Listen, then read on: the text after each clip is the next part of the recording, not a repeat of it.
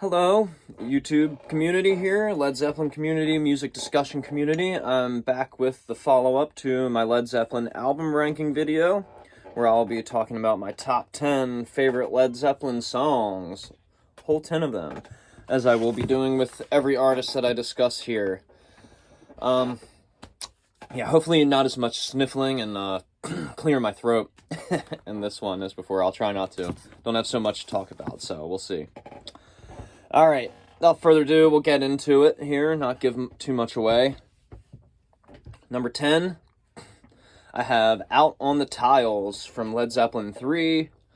God, there's not even like really a guitar solo in the song, which is kind of odd for being one of their heavy ones and being so high up for me, but the heaviness of this song and the like kind of like metal influence of it, the pounding nature of it, and the weird kind of snaky riffage throughout it, is so influential. It's just hard to really deny it. I also really just like the lyrics to this song. It's so fun and so upbeat, but still, like menacing and got that pounding like kind of drive to it at the same time. And when it all explodes and just hits that fucking like slide riff, that like at the end, it's just such a good build of rhythm and everything. It's just classic, dude. Out on the Tiles is such a bomb track. Like, it doesn't even need like a big solo in it. Anyway, so number 9, got the Battle of Evermore from number 4. And yeah, what else can be said about this one? It's obviously one of their classic acoustic songs. Got that mandolin playing in it, and the 12-string guitar, the Lord of the Rings inspired vocals. He literally brings up ring wraiths in this. It's so cool. Like, this song, especially when you're going through 4, and it's always been this way ever since I was like a teenager listening to this album. Like, this song is just always stuck out like a sore thumb. It just has this world of its own around it, and I love it. Watching Jimmy Page play like the mandolin part and that It Might Get Loud video kind of does something too, because you see that atmosphere that he was in there while creating this song, and I feel it. Like, it's really cool. Definitely captures the Tolkien vibes very well. I love the female vocals kind of joining Robert Plant on this as well. They definitely don't do that a whole lot in their catalog. Moving on, number 8, we got What Is and What Should Never Be from number 2. I know this is kind of a polarizing track. I don't really understand why. I feel like some people like to sleep on this one or don't really see it as being much, but I really love this song. It's so chill and like dynamic as well. It's chill during the verses, obviously, and the little solo, but it does go pretty bombastic in its change from loud to soft. I really like the kind of like jazzy chords during the verse. The lyrics are really cool to this one, to me, too. Love all the different sections. That fucking solo, the first solo, that boom, so good. And then it kicks in with even more of the slide down. Like, it's just, so good. It hits so good, man. I don't understand how you could sleep on this one. And then, like, those double track guitars at the end, the banana, banana, and then he hits that gong. Him hitting that gong like makes the entire album for me. Like, Zeppelin 2 is probably ranked as high as it is just because of that gong hit on What Is and What Should Never Be. It's just so cool. Oh my god, I really like that song a lot. I like playing it too. I play that one quite a bit. Here comes the throat again. Alrighty, at number 7, we have All My Love. Not All My Lovin' by the Beatles, or All of My Love. We have All My Love from In Through the Outdoor. Yeah, I mean, this one has been one since even before I got like super into Zeppelin or obsessed with them or anything like that. This is one that my Aunt Carol really liked, rest in peace, and her son Robert, and so I like kind of knew it from a long time. Never really associated with Zeppelin for some reason until later in my life, but this song really does stick out to me as just being such an underrated classic of theirs. Especially with the keyboard parts, that boom, bam, bam, bam, bam, bam, bam, bam, it all sounds so good. The little synth solo and their like Jimmy Page's little subdued guitar solo. It's so cool. Like, it's not even much of a guitar solo, but it's just, it still speaks of that Zeppelin like kind of medieval sounding essence. Everything about the song goes through so many changes. I love how sentimental and kind of melancholy it feels. Like, really cool. Like, I don't know. Just such a standout track for me. So beautiful. Carouselambra at number 6. Also off of In Through the Outdoor. God, what could I say about this one? I know it was nicknamed the Epic. It is epic. But it definitely feels like them trying to take on more of those, like, dancey kind of synthesizers that were going on in the late 70s, be it in disco or new wave or, you know, progressive rock or whatever. They're definitely incorporating a lot of that, but they've turned it into this awesome, like I said, epic piece that goes through many different suites and changes. But it all kind of, a lot of it has that pulsating, like synthesizer shit going on in it, and I freaking love it. It's so bouncy, so quirky. Another one that doesn't even really have a true guitar solo in it, but it's still just so stand out. I mean, it doesn't even need one. By the time you get to that point in the song where it's just boom, bam, boom, boom, and he lets that chord ring out, whoo, it sends chills down my spine every fucking time. Like, every time you put that song on, it's like this complete journey. And especially if you're like traveling, listening to it, or maybe just listening to it in your house, like on like a gloomy day, it's like that part like totally just resonates with whatever's going on. So cool. I love how it just drags on towards the end. It's just, I think some people would call the song monotonous maybe or something like that, but I really love it. It's just such a test of endurance and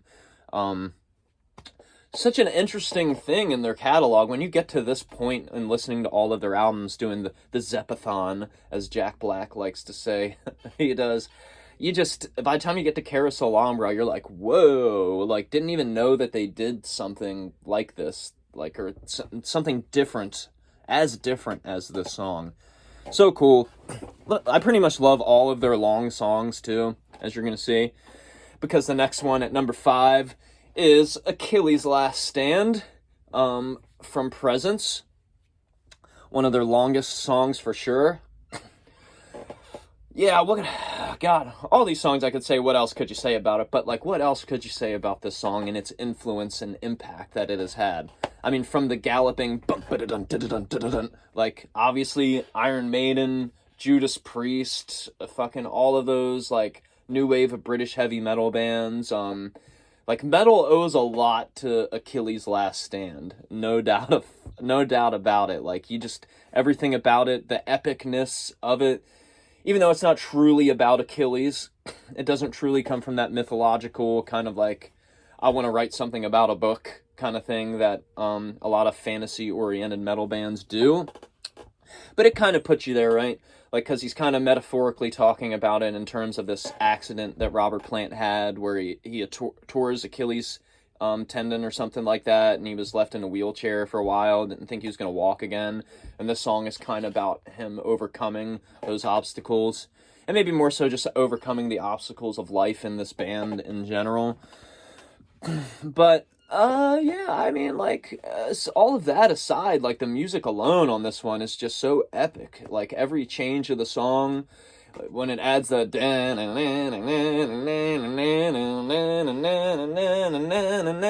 like, where it changes out the time signature there, all of the solos, it's just so quirky and so weird. I really love the main solo on this too, like, where it just gets to the snare part, which is doing that and 5/4. Like, who solos over 5/4? Like, come on, it's so cool. So awesome, ahead of its time. I love the lyrics and the vocals on here. They just soar. The bass and the drums are so pumping on this freaking song. Ridiculous. And just like Carousel Ombra is another test of endurance. Not only as a listener, as a player, or as one of them playing the song, it's just, this song is just something like, I recommend it if you're like trying to find some workout music or just something to keep you motivated. Like, just one of those songs. Also just has one of those lyrics that is like, one of my favorites of all time. I don't even know what it is about it too. It's just the way that he sings it in the song and the vibe it has about it is when he says, if one bell should ring, a celebration for a king. I just always thought that was such a cool line. Don't know. So anyway, moving on. Number 4, we have Down by the Seaside from Physical Graffiti. Here. Maybe this one's a bit of a surprise. Maybe some of mine are also been surprises. I don't know.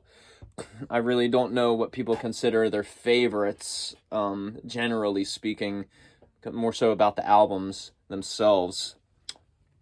But Down by the Seaside, again, like most of these songs, it just stands out in such a unique way to me. It just has that, like, literally what the song title is telling you, Down by the Seaside. It makes you, like, you feel like you're down, maybe not in America, like on the beach or something like that, but over across seas, like in the European beach, like maybe in France. I definitely get that French kind of feel with his guitar playing that descending, like, back and forth lead. That's pretty much the same thing as Jimi Hendrix's Burning of the Midnight Lamp, but used a little differently here. But it kind of has that same tone, and he's doing that same technique, walking down and then up again, using the E and the G strings. So yeah, I love that. I mean, I pretty much like any song that kind of gives you that seaside, like, kind of feel like you're at the beach, like kind of just chilling. It's just a nice sunny day, kind of deal. Like, it's pretty much the picture that the lyrics are painting here, and it's just such a melancholy, like, sentimental kind of tone that he's taken. And then it changes too, like, it even gets that darkness going on with it, which maybe that has some sort of meta-ness, like, within their story. I don't really know the story behind Down the Seaside, or really a majority of their songs, but I don't know, when they do the See How They Run part, where it picks up a little bit, gets a little heavier, and they have the solo in there and stuff, can you still do the twist? Do you find that you remember things that well? I feel like he's kind of criticizing anybody who stuck around with him from the beginning, and then once they started changing, like on Houses of the Holy, they kind of dropped off with them. Maybe. I don't know, that's a guess, but I do like it. It just seems to be in your face, and then drops back down to, like, hey, we're just chilling out, having a good time down by the seaside. It's such a beautiful song. I love the sort of little bit of country twinges that it has in there. Something very strange for Zeppelin. Just a very strange song. And you're going to find that I like that with a lot of their material. So, number 3, we got Song Remains the Same from Houses of the Holy. Also has the magnificent, legendary live album named after it, right? So, or movie rather, too. So, yeah, well, goddamn, this song is about as epic as they come. Like, there's just so much going on with it. I love all the solos in it, especially the main solo at the end. Like, it just, the line in there, man, like, you gotta listen for it yourself and see if you get that same vibe as I get, because, like, it just has this magical aura about it. I love it. It's so unique and different and so beautiful. Also, one of his best, like, little fast licks ever in this song, too. That like he's doing on the second and open and fourth frets back between, like, the G, D, and A strings. He's just that. It's just such a cool lick. I've always liked that. So cool sounding. But anyway, just the different embellishments of the 12-string, that double neck guitar on here. Just, like, when he does that little, finger picking, like down there, like really high up on the neck. Oh, that's so impressive. Like he just pulls that shit out of nowhere.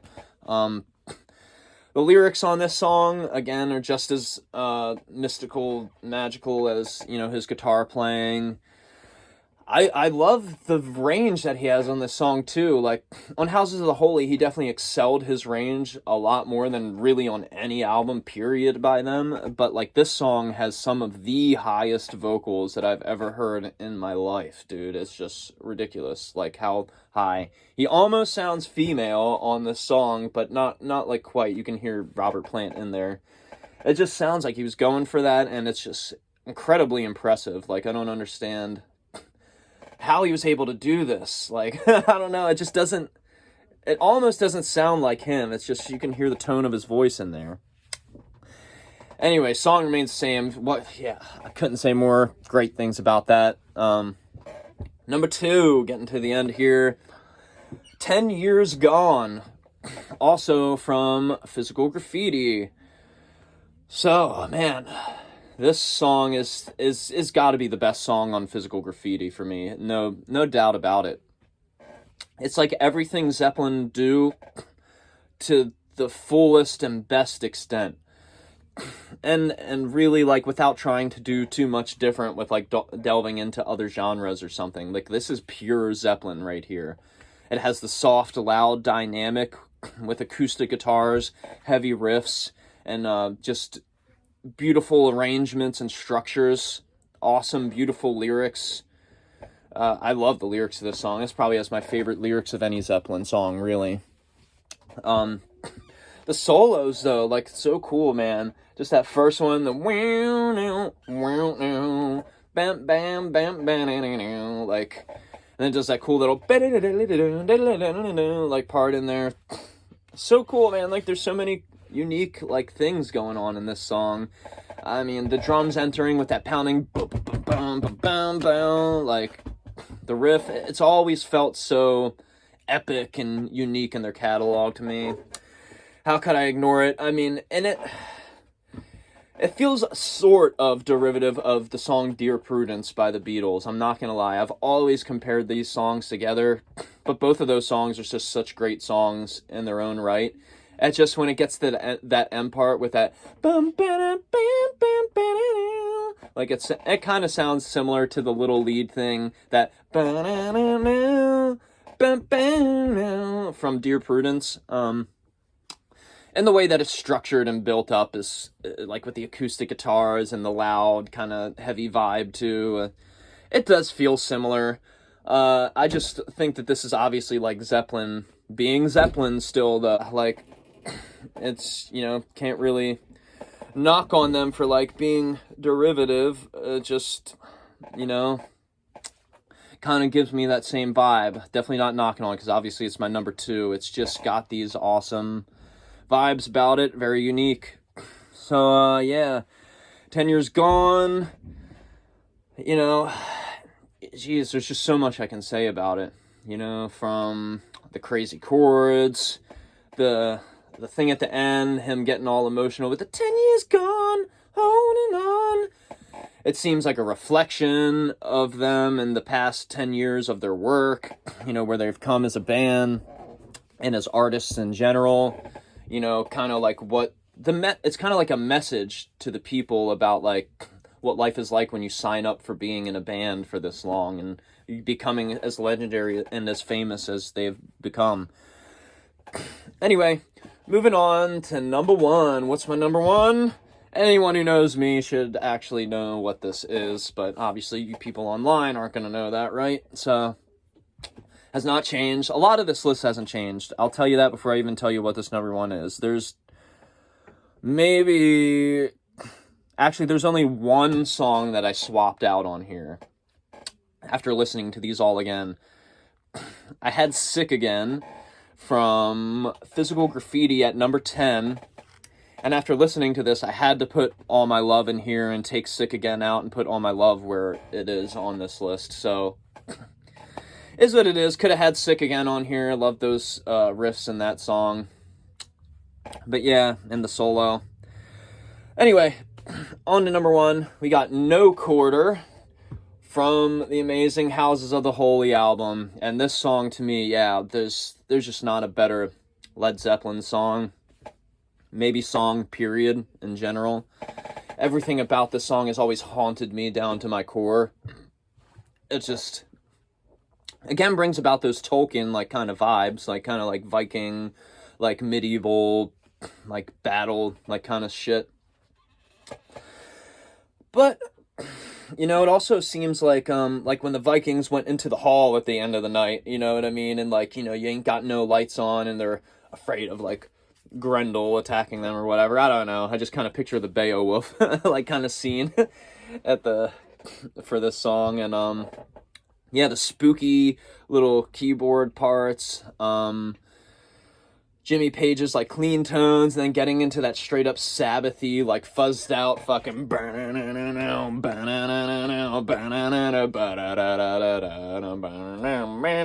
like, it's such a good riff. Probably their heaviest riff, like, period, as far as it being, like, a doomy, like, just sludged out fucking riff. You know, the lyrics, too, are so kind of, like, creepy and ominous, too. It's so cool. Close the door, turn out the lights. I know they won't be home tonight. Like, just to set the mood off at the beginning. It's such an incredible song. You got those theremin hits in there when he says the dogs of doom howl and moan. You just get that, woo! I'll never forget the first time that was pointed out to me. Like, it's so weird. Bone chilling. And then you got the awesome fucking piano solo in there. It's just so sparse and gets so elegant. And, the guitar solo, too, following up with it. You know, it's definitely his best. It's their best guitar solo and piano solo together. I think it shows off Jimmy Page's and John Paul Jones's work probably better than any of their songs. Yeah, what else could I say about No Quarter, man? It's just ominous, creepy, heavy, very progressive, psychedelic, you know, storytelling. God, it's just such a good encapsulating song, especially the Song Remains the Same version. You know, you get that little movie in it where they're, like, going to that, like, mysterious, like, dinner party or something, and then it cuts to that part with Jimmy Page, like, being the hermit on the mountain, and he waves that wand above his head, and it gets all technicolor and, you know, all trippy and rainbow. Whew! Song's amazing. No Quarter, no contest. No Quarter, no contest for my favorite Led Zeppelin song. Always will be. I don't see that ever changing. I've been waiting for the moment where I can actually cover this in a band or something like that. Like, such a good song. Yeah, that's my ranking. You know, got some honorable mentions, obviously. Like, every Zeppelin song is good to me, but there's definitely, like, these ones stick out above the rest. Like, I didn't put something like Whole Lotta Love or Heartbreaker or The Ocean or Black Dog, Rock and Roll. All of those are great, classic, riffage kind of songs and definitely speak to what Zeppelin is all about. But I just don't feel like they're that unique. They're definitely unique to them and who they are, but, like, they're just too obvious. You know what I mean? Like, when you're thinking of what Zeppelin is, like, those are the obvious, like, choices. And when you're going through their albums and you hear all of these different worlds that they went into, I think it's a little more eye-opening and a little more mind-blowing than their average sort of material. So that is why I placed all these songs above the rest. There's definitely quite a few that I wanted to include. Sick Again was one that was hard not to include. Southbound Soiree is another underrated one. In the Evening. Oh, God, there's so many. Royal Orleans, For Your Life. Oh, God. Gallows Pole. That's the Way. Tangerine. Friends. On Zeppelin 2, you got, like, Bring It On Home. I love the combination of the old blues song and then getting into the heavies song. Geez, How Many More Times on the first one? That song's so freaking epic. God, Can't Quit You Baby. I love the, like, him shredding on that one, and fucking just the take on remaking an old blues song. I think it's perfect the way they did that on that. Yeah, so many good ones. The Rover, that's another great one. Great riffs. Damn, so many good songs by Led Zeppelin. Hard to...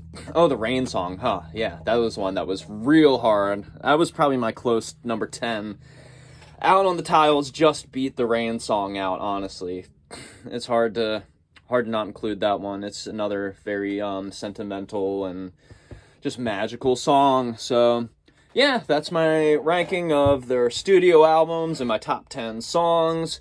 If you liked it, let me know. If you have your own list, let me know. Whether it's completely different, or you disagree with it, or you hate mine, or you love mine, just let me know. I think it'd be cool. Talk about these great, awesome artists. At least the ones that I'm going to start out with are great and awesome artists to me at first. Hopefully going to get into some more different material here. I just got like a list of a bunch more to get through first, and then we'll get on to some requests and stuff like that. So without further ado, please like and subscribe. I will see you in the next video, where we will be talking about the much underrated UK band Supergrass. So I will see you in the next one. Peace and love. Thank you for watching.